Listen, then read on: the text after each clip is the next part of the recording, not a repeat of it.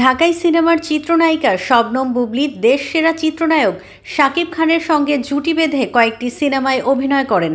শাকিব খানের গণ্ডির বাইরে গিয়ে খুব একটা সুবিধা করতে পারেননি এই নায়িকা। অন্য নায়কের বিপরীতে বুবলীর সিনেমা জনপ্রিয় হয়নি। এ কারণে ফ্লপ তকমা পাওয়ায় সম্প্রতি দুটি সিনেমা থেকে বাদ দেওয়া হয় বুবলীকে।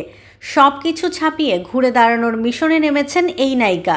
তবে এবার দেশের নায়ক নয়, ওপার বাংলার নায়কের হাত ধরে আসছেন তিনি।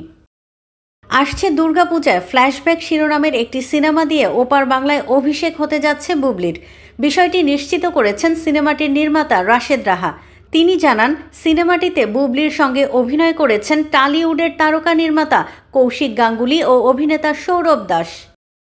রাশেদ রাহা বলেন, সিনেমাটির পোস্ট প্রোডাকশনের কাজ কলকাতায় শেষের দিকে। কয়েকদিনের মধ্যে গণমাধ্যমে মুক্তির তারিখ জানানো হবে। দুর্গাপূজায় দুই বাংলায় সিনেমাটি মুক্তি দেওয়ার পরিকল্পনা আছে, সেভাবে কাজ চলছে।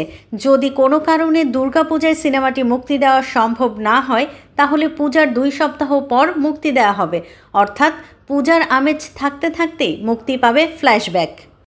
সাইকোলজিক্যাল থ্রিলার ভিত্তিক সিনেমাটিতে বুবলী, কৌশিক এবং সৌরভের চরিত্রগুলোর নাম যথাক্রমে শ্বেতা, ডিকে ও অঞ্জন। এরই মধ্যে তাদের ফার্স্ট লুক প্রকাশিত হয়েছে।